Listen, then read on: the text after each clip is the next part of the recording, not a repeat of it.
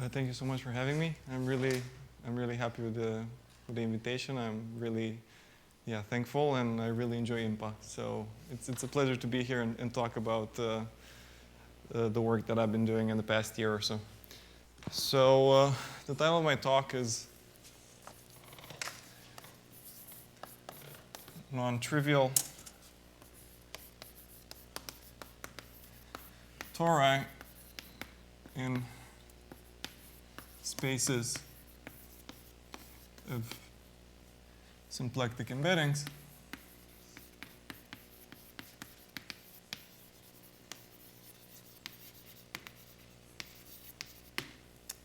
And basically what we're going to do today is we're going to go together into an exercise in basically what we were calling it in high school in Romania was killing mosquitoes with a cannon. I think that the theorem looks like a mosquito. I have no idea how to kill it without a cannon. So let me first give some basic definitions so that we're all on the same page, see what the objects are we're working with, and then I'll state the theorem, and then I'm gonna prove it. Okay? So introduction.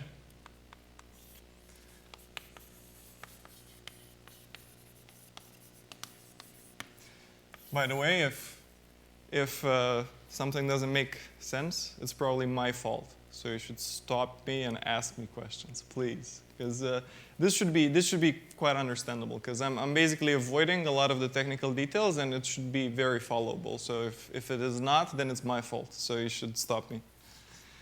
So the objects we're going to work with today are just ellipsoids. But to stay on the same page, I'm going to define what kind of ellipsoids I'm working with. So this is the ellipsoid in Cn defined by pi zi squared over ai with a sum in front over I is less or equal to 1. Okay, so notice that my ellipsoids are a bit differently scaled than Umberto's ellipsoids. Okay, so I have a factor of pi here.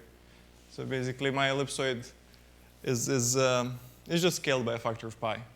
Okay, and I'm going to use this notation for the ball. So the ball of radius r is just, by definition, an ellipsoid where all the radii are, and the cylinder of radius r is just an ellipsoid with one radius, and the rest are infinite. Okay? These are the main three objects that are going to appear in this talk. And they're all equipped with omega standard, which is the sum of dxi dyi. Okay? So, and we're going to study embeddings in between these guys. Make sense? So another definition I want to make, is my font big enough? Can you see?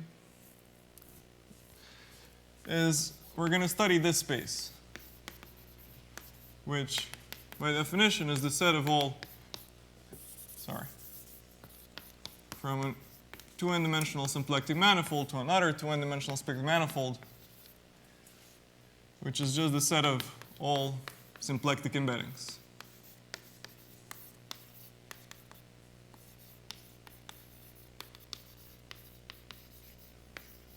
And for this kind of thing, I'm going to use the notation.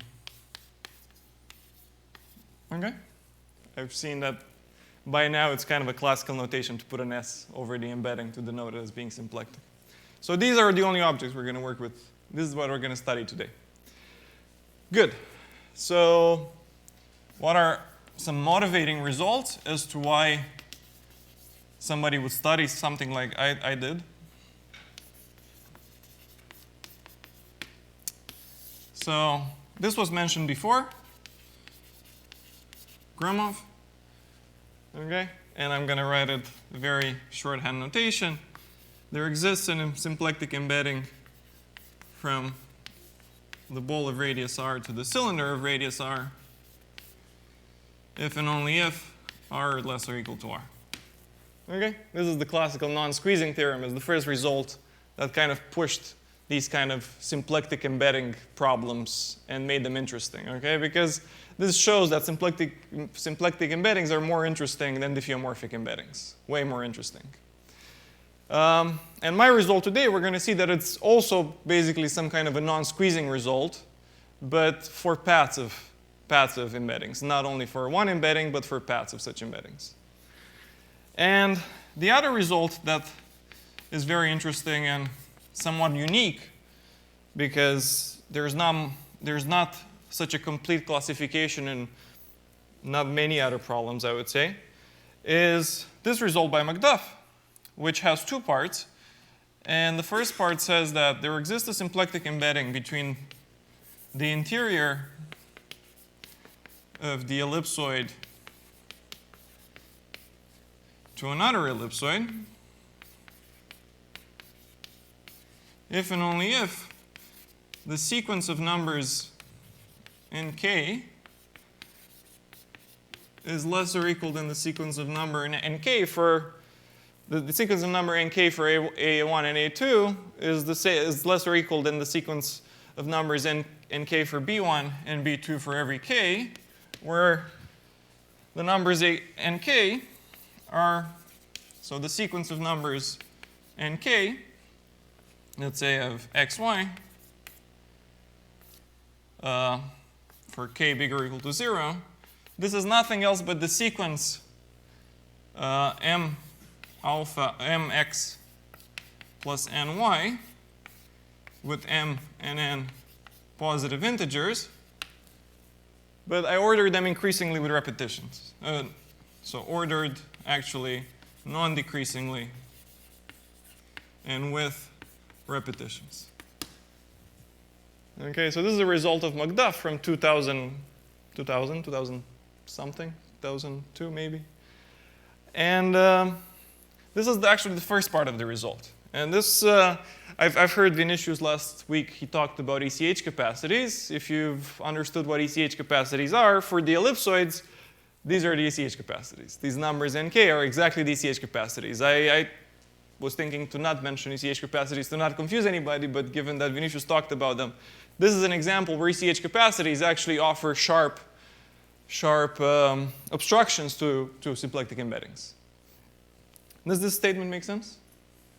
It's a complete classification. I'm not going to go into what these numbers are. There's some like complicated combinatorial objects that give a very nice picture with Fibonacci staircases and ghost staircases and all sorts of weird constructions if you look online in papers of McDuff, Schlenk, Christopher Gardner, and a lot of people worked on actually seeing how these combinatorial objects appear. And basically, proving this direction is very easy if you're Michael Hutchings and you know ECH capacities.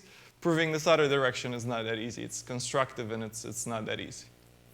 But the second part, which basically is the one that really, really motivated me, is the fact, and it's a unique result basically, is that pi 0 of the space of symplectic embeddings of this interior into EB1, B2 is trivial. Okay, and there's not many results like this in literature. There's not much known about spaces of symplectic embeddings themselves. How do they look like? For example, if I replace here and I put a ball here into a ball, it's known that that space of symplectic embeddings retracts onto U2. That is known. But that's basically it. And it only is true in dimension 4. We don't know we don't know anything about higher dimensions. Nothing. So what I've done, being inspired by this and wanting to study more of this topology of the space of symplectic embeddings, I came up with this theorem, this is an example.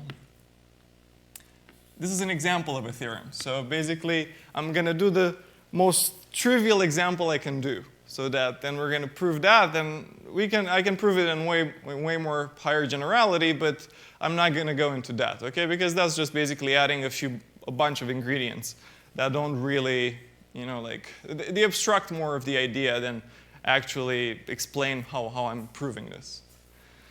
So the theorem is the following. So I want to take numbers A1, pairs of numbers, A1, A2, B1, B2, such that the following is true. So I want A1 to be less than B1 to be less than the min of A2 and 2A1, which is, this is just, the third inequality is obvious, but I need to put it there because otherwise things don't work. Okay, so basically I need some kind of intertwined ellipsoid. Like imagine an ellipsoid that is skewed like this, and I'm moving it, like I'm just shrinking it a bit. Like just imagine an ellipsoid into a bit bigger ellipsoid, like two ellipsoids that are very close to each other. Does that make sense? If I were to draw a toric picture for people that like toric pictures, the picture you should imagine is something like this. Okay? This is A1, this is A2, this is B1, this is B2. This is what you have in mind about ellipsoids. Okay? This is the ellipsoids we're working with. Okay? Make sense? And also for simplicity, so that I don't have to mention too much, this is not a needed condition, but I'm just going to assume it for this proof. Okay? They're irrational ellipsoids. It's not necessary in the proof, but it just makes my life easier. And now define the following loop. So define this map from phi, from 0, 1 to u2 by, so phi of t of z1, z2 is going to be given by what? Well, it's going to be given by e to the 4 pi I t z1, z2 if t is in 0, 1/2, and z1 e to the minus 4 pi I t z2 if t is in 1/2, 1.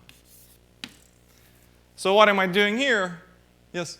I think the picture is you switched A2 and B1. Oh, yes. Yes. Thank you. Yes. Thank you so much. So what is it? Where is this? This is a path of unitary maps. Okay, what do these unitary maps do? Well, I rotate a full rotation in the z1 plane, and then I rotate a full rotation in the z2 plane, but with the exact opposite orientation.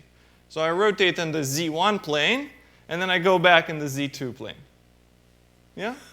So, and then I define phi t to not be nothing else but phi t, so let me call it phi t, restricted to this ellipsoid EA. Okay? EA is just nothing. EA1, A2. I don't want to write that again. Yeah? So basically, I take this unitary map, and I restrict it to the ellipsoid. And now when I restrict it, it's an embedding. Okay? Because I restrict it, and the image, so this phi t preserves the image of the ellipsoid EA. So now you can look at it as being an embedding. So the statement is the following. Then, this loop, because you can check it's a loop because it starts and ends at the identity, in the space of symplectic embeddings from EA to EB, this is just shorthand notation for EA1, A2, EB1, B2, is non-contractible.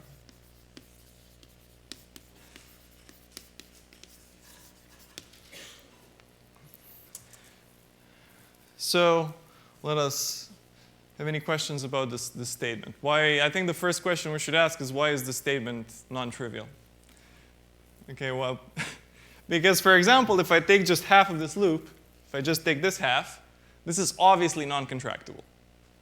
Why is it obviously non-contractible? Well, it's obviously non-contractible because it's already non-contractible in U2. So, and both of these sides are non-contractible in U2.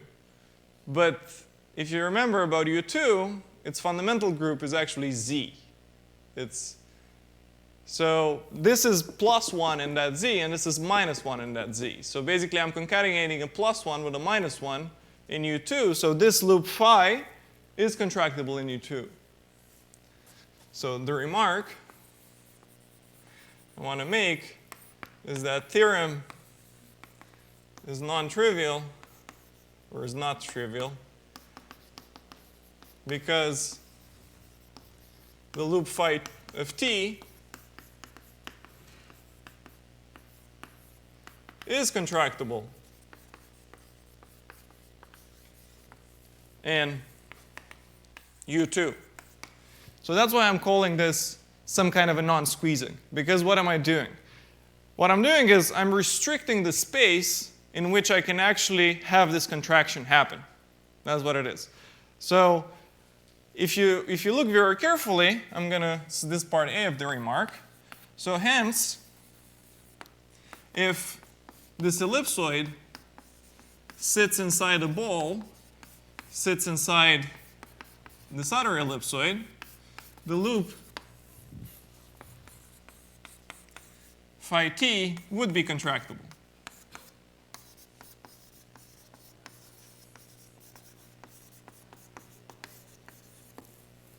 You see? Why is that? Because U2 preserves the image of the ball. Okay, unitary maps have norm 1. So if I were to be able to contract this loop phi t, I will be able to do it in the image of BR. So basically, I'm staying in there. So I would be able to also contract it in space of symplectic embeddings. But this condition here, basically, there's no ball in between. You see? There's no ball. So since there's no ball in between, this condition is definitely not satisfied. So there is a chance for the theorem to be true. Okay? This is like an obvious way where the theorem would not be true. But the conditions here, these conditions, which in general are conditions in terms of ECH capacities, these are just the ECH capacities computed for these ellipsoids. But yes. Can I ask a question? Yes, of course. What are the elements of U2 which preserve so that phi of A1, A2 is still inside of E of A1, A2? Are those the ones in U1 times U1? There probably are more than those. I mean, those obviously do, but I don't know. They're probably more than those. I mean, definitely. The path is non-trivial already there. This loop is non-trivial already there. And the elements of U2 such that the image of the smaller ellipsoid is still inside the bigger ones. Yeah, probably yes. Yes, probably yes. Yes. If I understand your question correctly, I think yes. Yes. Just by the same proof, basically. So does this statement make sense? Yeah. No, Does it make sense for yes? but maybe the point was that the linear version of the problem is tested. Oh yes. Okay. Yeah. This is not linear. Yes. So this U2 is a statement about being trivial already as almost symplectic embedding? Which this statement here? Because, yeah, I'm trying to understand whether the U2 means diff or almost symplectic. No, U2 means unitary maps, linear maps. Right. Yes. So in the space, like if you see them as matrices, the loop is contractible in the space of matrices.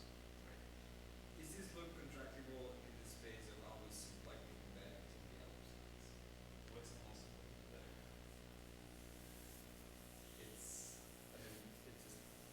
It's an embedding just looking at the almost symplectic structure. If you wish an almost complex embedding, choose a J and almost complex embedding. I do not know. I don't. No, always it is because you shrink it. Yeah, I don't understand the question. This U2 statement implies that. I mean, it says that it is trivial in a bigger ball, so you want to just shrink it also in small. So basically, I'm just reducing the room where this contraction could happen, and I'm proving that if I reduce it enough, then the contraction definitely cannot happen. It's some kind of non-squeezing. It's exactly like the type of Gromov kind of thing. Yeah, if I would reduce the cylinder too much, I cannot put a ball in it. So what I'm saying here, if I reduce the ellipsoid too much, my contraction cannot happen in that small room that I have there. Okay, so now let's prove this theorem.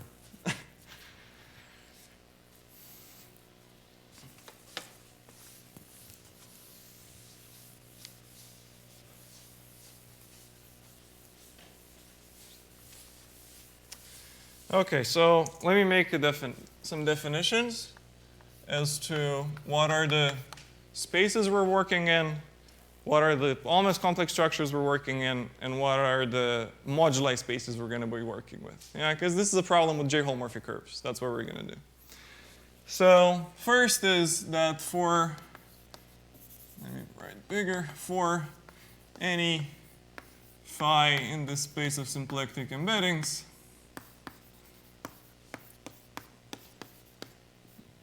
EA to EB, we use shorthand notation.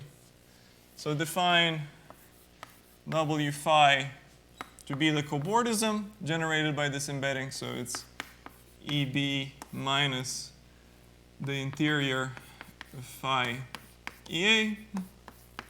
Okay? So I just take out the image of the embedded ellipsoid and then I complete it. Okay? So let me complete it. So what I do is I add a negative cylindrical end and a positive cylindrical end. So 0 infinity across the boundary of EB union W phi union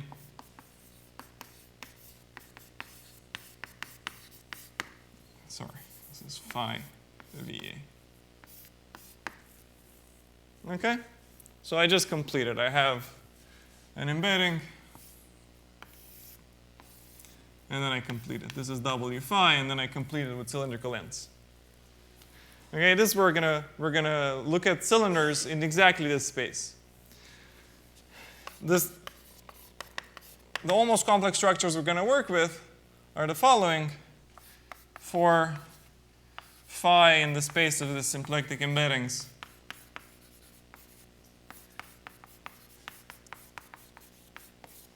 call J phi the space of almost complex structures compatible with the cobordism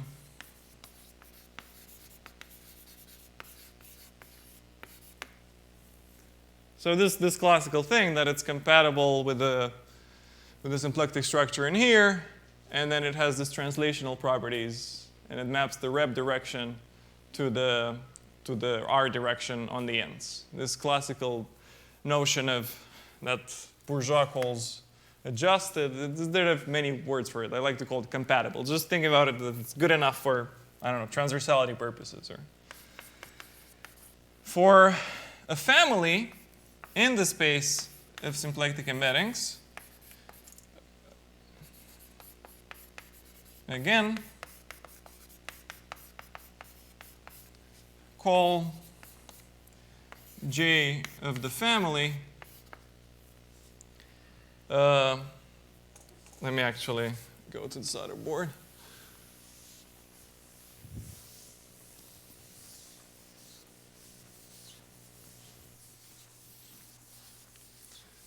So J of this family is nothing else but J phi for phi in this family. And J phi is compatible with the specific cobordism structure. So I take families of compatible almost complex structures. This is just notation I want to fix. Does it make sense? So I take this is the family of compatible. This is notation for compatible complex structures, and this for compatible families of complex structures. Okay? And then the last definition is the moduli spaces. Okay? So for phi in the space of symplectic embeddings,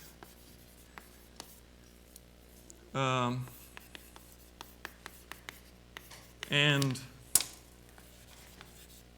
J phi in the space of compatible almost complex structure, define the moduli space MJ phi to be the space of cylinders in my cobordism that are J holomorphic and such that the limit of u, let me write it below, the limit of u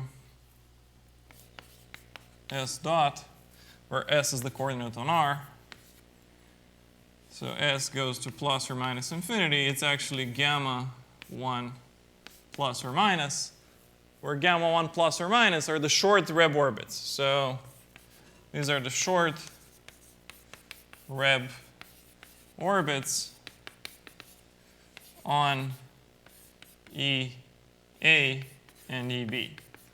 Okay, so let me say what I mean by this. So this is the boundary of EB here. This is the boundary of phi EA. So I have only two Reb orbits that are simple on top, one of action B1 and one of action B2. So I'm going to call the one that's short gamma 1 plus. It's not the one I don't really care about. And this is gamma 1 minus. Okay, so I have two, on each of these irrational ellipsoids, I have two embedded Reb orbits. And I'm calling the short one on each side gamma 1, and the one on top I call gamma 1 plus, the one on the bottom I call gamma 1 minus. Does that make sense? And all I'm saying is that this moduli space looks at cylinders that are J-holomorphic in the cobordism and asymptote to the short Reb orbits. Yeah, on plus infinity the one on top and the minus infinity the one on the bottom. So I'm looking at cylinders like this, basically. That's what I'm doing. I'm looking at such cylinders. Good. And then I'm going to define another moduli space, which is actually the main culprit in this thing. So short Reb orbit is just, there's one short one and one long one by action. Like it's just length. Like one has action A1 and the other one has action A2. And A1 is less than A2, so I call it the short one. Yeah. So the other moduli space I want to define is for a family in the space of symplectic embeddings. And a family of almost complex structures in this families of almost complex structures. Okay, I take a family of almost complex structures. I define the parametric moduli space MJF to be the space of basically phi and U phi, such that phi is in the family and U phi is in MJ phi. Okay, so this just means I take families of such cylinders for families of symplectic embeddings. That's all I'm doing. Okay? So I look at families of such cylinders. And just as a spoiler, these cylinders, under the condition that I put in the theorem, they're actually index 0 cylinders. So these are the moduli spaces we're working with. And any question about this? So again, MJ phi, this is for a fixed embedding, almost complex structure. On that cobordism, I count index 0 cylinders. If I have a family of such embeddings, I can put all these cylinders together in this moduli space, in this big moduli space of this family, with this family. Okay? So the main result that basically helps proving everything is this. In my paper, there are a bunch of lemmas. But I'm going to put them all in one lemma, and it's going to cover everything. Okay? And then I'm going to make the conclusion. So lemma says the following thing. Part A says that for every phi, for every j in j phi, mj phi is a zero-dimensional manifold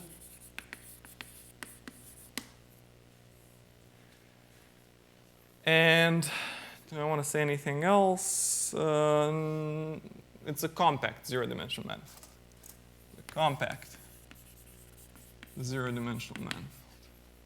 Part B says that for every phi, every j, in j phi, the cardinality of this guy is 0 or 1.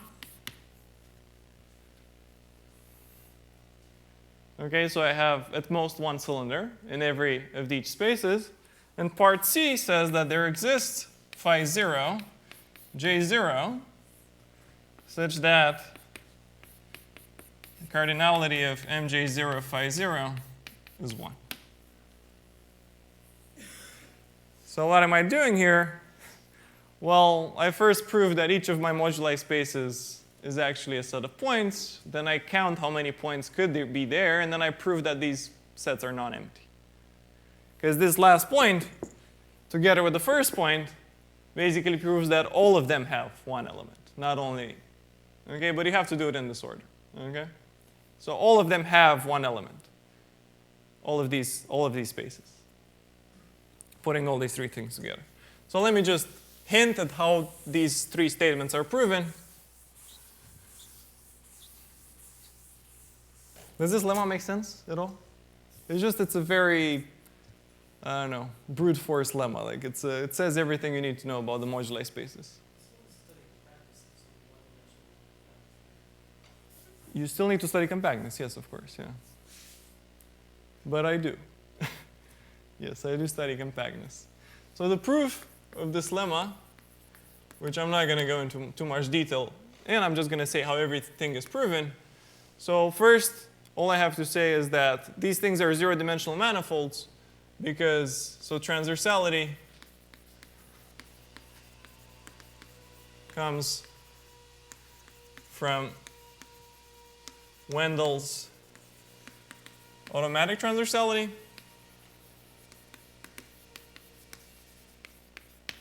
Okay, these cylinders are embedded. One can use the adjunction formula to prove these cylinders are embedded. Compactness comes from A1 less than A2 B1 less than min A2 to A1 less than A2 less than B2. Okay, so this is going to just be, since these cobordisms are exact, so we can use some action bounds to prove that no breaking is possible. Part B comes from asymptotic analysis a la Michael Hutchings.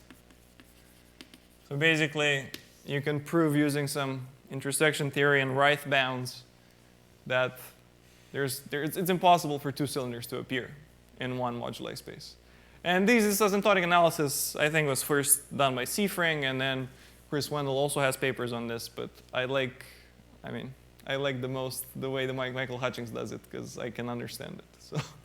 So in my paper is done exactly like Michael Hutchings does all these index theorems in his ECH papers. And then part C, I don't want to say that these cylinders come from ECH cobordism maps, even though they do in this case, because they're ellipsoids, but my theorem is proven in way higher generality, and in that case, ECH cobordism maps are not enough. So in my case, what I do is I construct J0 for phi 0 being the identity map restricted to the ellipsoid. So I construct an almost complex structure and an J0 holomorphic cylinder U0 in that case. So this is just completely constructive. I construct a J0, I construct an almost complex structure for just the classical inclusion of the ellipsoid and the other ellipsoid. And then I construct and I prove that there's a plane, basically a restriction of a plane is J holomorphic. And this is, I think, the most technical step in the whole paper. This construction is the most technical step. Does this make sense? Why this might be true? What's the general theorem? the general theorem is you put a convex toric domain here into a convex toric domain, and you replace all those numbers with ECH capacities. And then the same thing holds true, but ECH cobordism maps do not give you this. So I actually need to construct it there. Okay, so now with this we can prove the theorem.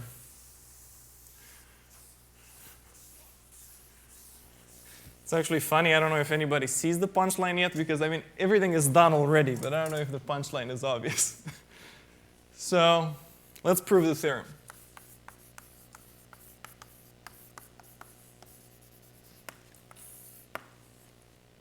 So what do we do now? Well, we assume the inequalities. So assume the inequalities needed in hypothesis, and assume, moreover, that there exists phi z with z in the unit disk family inside the space of symplectic embeddings VA into EB with phi restricted to the boundary, so phi of e to the 2 pi it is phi t. So assume the loop is contractible in the space of symplectic embeddings. Okay, this is the family F. Okay, so I assume I have a disk family that fills in this loop. Okay? For this family, associate this moduli space that I just draw. Okay? So you can associate this moduli space. For a generic choice of family J. Okay, what can we say about this moduli space? Well, for a generic choice of family, this is a two-dimensional compact manifold.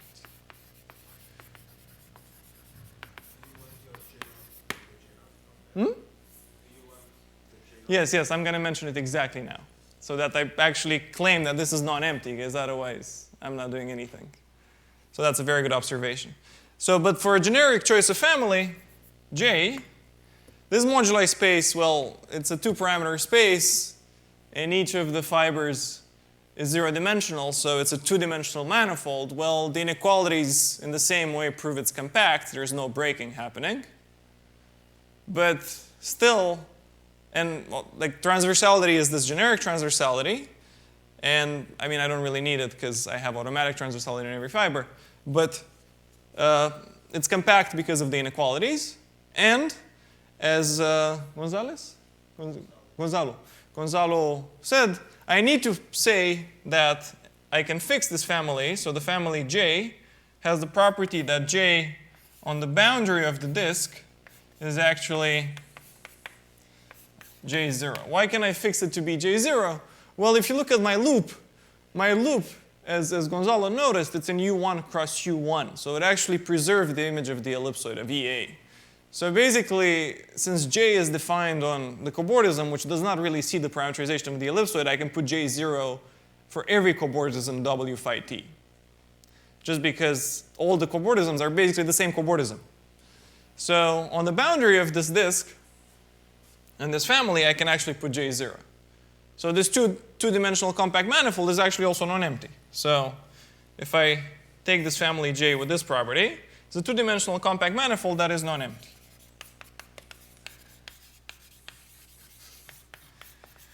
Well, moreover, the lemma says that every fiber is a point or nothing. But it actually is a point. So what can we say about this manifold? It actually is a disk, yeah? So we can conclude that this manifold, so with all this information, so from lemma, implies MJF is actually homeomorphic to the disk. Okay? And now the punchline comes from the following evaluation map. This is where the punchline comes in. So define, fix, we're going to define an evaluation map now. Okay? So fix a point Q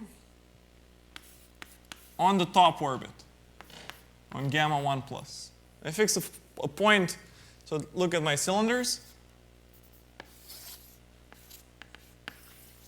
So I fix a point Q on this orbit, on the image of the orbit. Okay? And for each z in this disk, define pz to be the preimage under phi of the limit at minus infinity of u of s t0.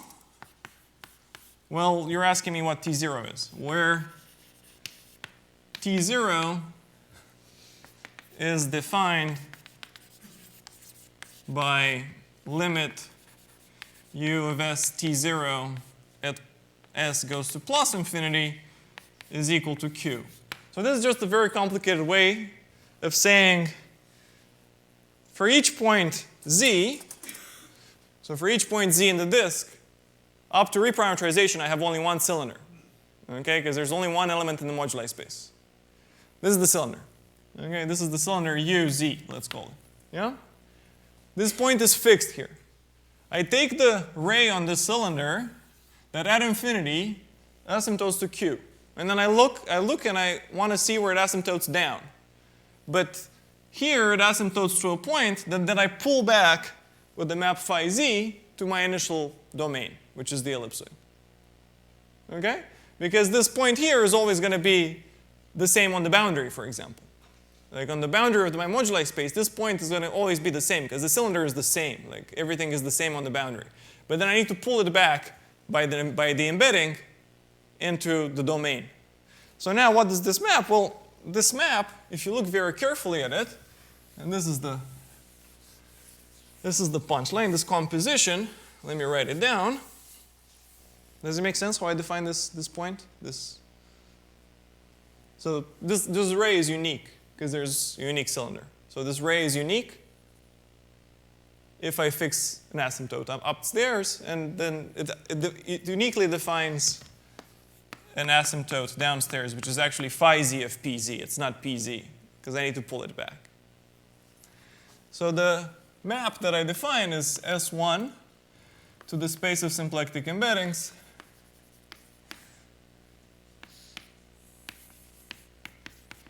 to this moduli space to gamma 1 minus, which is actually again an S1. So what do? Well, I start with a t.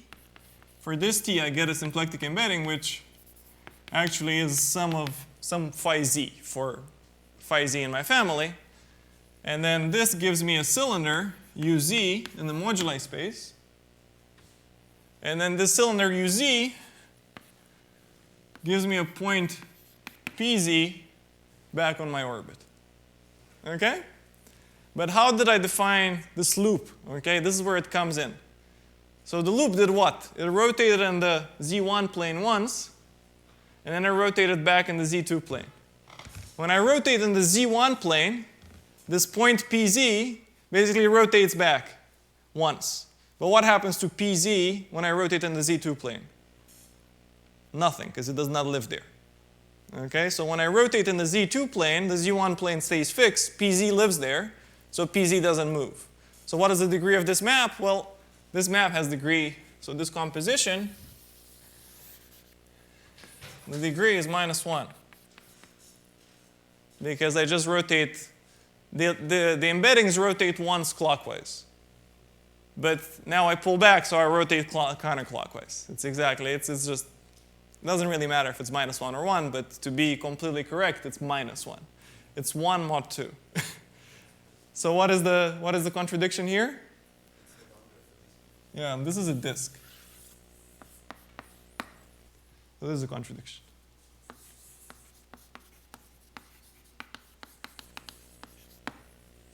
Okay, I just created a degree -1 map that factors through a disk.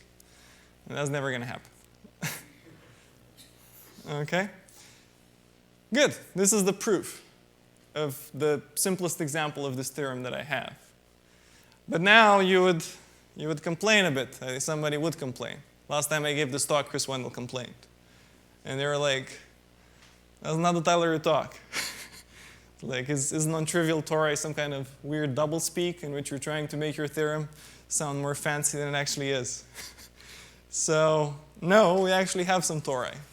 But this is actually the result in my initial paper. And then Julian came to me, and we realized together that we can actually get a lot more out of these techniques by throwing basically another few cannons at it. Okay? So this was not enough. All this transversality and all this crazy stuff was not enough. We needed to throw in some more heavy artillery to it. And things that are gonna, I mean, they already are on the archive and soon, hopefully, also submitted, is we obtained the following theorem, which is the third part of this talk, which is not too much into depth. I'm just going to mention the theorem, so it's higher dimensions. And I want to mention that these results in higher dimensions that we have obtained, they're the first of the type. Okay, there was nothing known before about higher homology groups of spaces of symplectic embeddings. So this is the first result of such type, and this is the result. Let A1AN B1 Bn be such that they're intertwined, okay? So A1 less than B1, less than A2, less than B2, less than AN, less than Bn. But then in order for them to be very close, I need to put a 2A1 there. So they're very close, these two ellipsoids. It's definitely not an if and only if, but this is the weakest we could do to get our compactness results not very, in a very hard manner. And define in the same fashion phi, now from a torus to un by phi of theta 1, theta n to be of z1, zn to be e to the I theta 1, z1, e to the I theta n, zn. Okay? Same thing I did before. Have a map from a torus inside un. We call these guys essential tori. That's how we call them. And now define phi theta to be nothing else but phi theta restricted to the ellipsoid. Okay? Then, what we can conclude is that the induced map on homology with Z2 coefficients of the space of symplectic embeddings, of the torus Tn with Z2 coefficients into the space of symplectic embeddings with Z2 coefficients, EA, EB, this map is injective.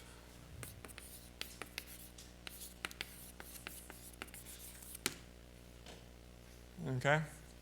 So why is this interesting in any way? You see, it's a very similar result. Very, very similar result. But I'm just going to make one last remark, and then I'm going to open it for questions to see if people are actually curious about what can be obtained or what's needed. As the only remark is, why is that thing non-trivial? And it's not obvious why it's non-trivial, but the only remark I want to make is that phi star of a product of circles, no matter how, they have to be at least 2, is 0.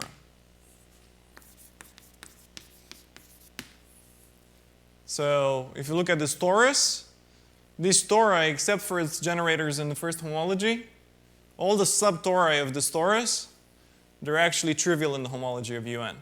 Okay, product tori are trivial in the homology of UN. The generators are not.